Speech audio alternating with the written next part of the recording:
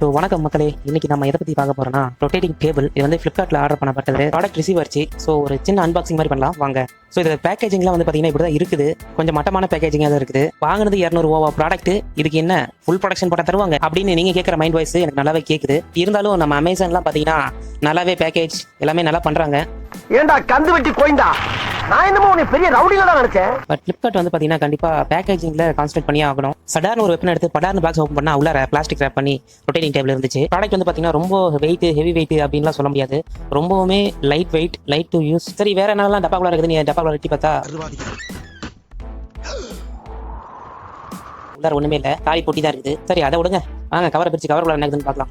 So cover colour வந்து பார்த்தீங்கன்னா ஒரு ரொட்டேட்டிங் டேபிள் இருந்துச்சு. அதுக்கப்புறம் பார்த்தீங்கன்னா ஒரு 4 டிசைனிங் பிளாஸ்டிக் மெட்டீரியல் கொடுத்துருந்தாங்க. இது ஆக்சுவலாக அந்த கேக்லாம் டிசைன் பண்ணுறதுக்கான ஒரு மெட்டீரியல் தான் இதெல்லாம். இது ஃபுல்லாகவே வந்து பார்த்தீங்கன்னா பிளாஸ்டிக் மெட்டீரியல் தான். நம்ம டாப்பை வந்து ரொட்டேட் பண்ணும்போது அது ரொட்டேட் ஆகுது.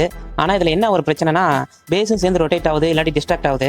பேஸ் வந்து கொஞ்சம் வெயிட் கொடுத்துருந்தாங்கன்னா இன்னும் நல்லா கொஞ்சம் ஸ்டடியாக இருந்திருக்கும். ஸோ பேஸ் வெயிட்டில் இருந்தனால இங்கே என்ன ஆகுதுன்னா, மேலே எதனாச்சும் வச்சு நம்ம ப்ராடக்ட்டை வந்துட்டு ஒரு ரிவ்யூ பண்ணும்போதோ இல்லை ஒரு ஃபுட்டை வந்து வச்சு நம்ம ரொட்டேட் பண்ணும்போது என்ன ஆகுதுன்னா, மேலே வச்சிருக்கிற பொருள் வந்து பார்த்தீங்கன்னா ஸ்லிப் ஆகி கீழே விழுது. இதை அவாய்ட் பண்ணணும் நம்ம என்ன பண்ணலாம்னா, அடியில் யாராச்சும் ஹோல்டு பண்ணிக்கலாம் அந்த பேஸ். அதுக்கப்புறம் ரொட்டேட் பண்ணா அது நார்மலா ரொட்டேட் ஆகுது. ப்ராடக்ட் வந்து ஸ்லிப் ஆகுறது இல்ல. இது வந்து பாத்தீங்கன்னா பேக்கரி ஐட்டம்ஸ், கேக் இதெல்லாம் செய்யறது தான் யூஸ் ஆகும். ஆக்சுவலா நான் வாங்கின பர்பஸே வேற, அது உங்களுக்கு லாஸ்டா சொல்றேன். இதுல ஒரு மொபைலும் வச்சு நான் ரொட்டேட் பண்ணி பார்த்தேன். அது அந்த அளவுக்கு ஒன்றும் ஸ்லிப் ஆகல. நம்ம ரொம்ப ஃபாஸ்டா சுத்தினாக்கா மேல இருக்கிற மொபைல் வந்து கீழே விழுகுது.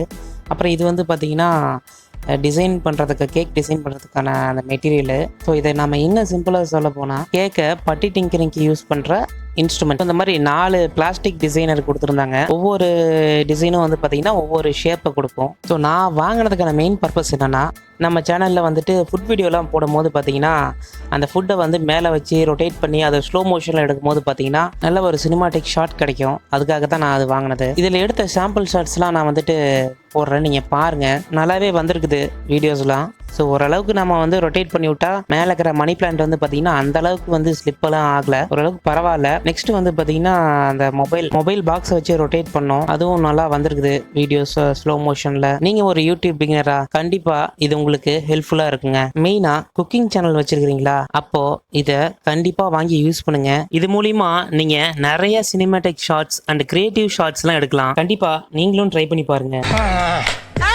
நல்லா சர்க்கஸ் பண்ற மேன் நீ. ஓவராலா இந்த ப்ராடக்ட் வந்து ஓகே தான். நம்ம வீடியோவோட எண்டுக்கு வந்துட்டோம். தேங்க்யூ.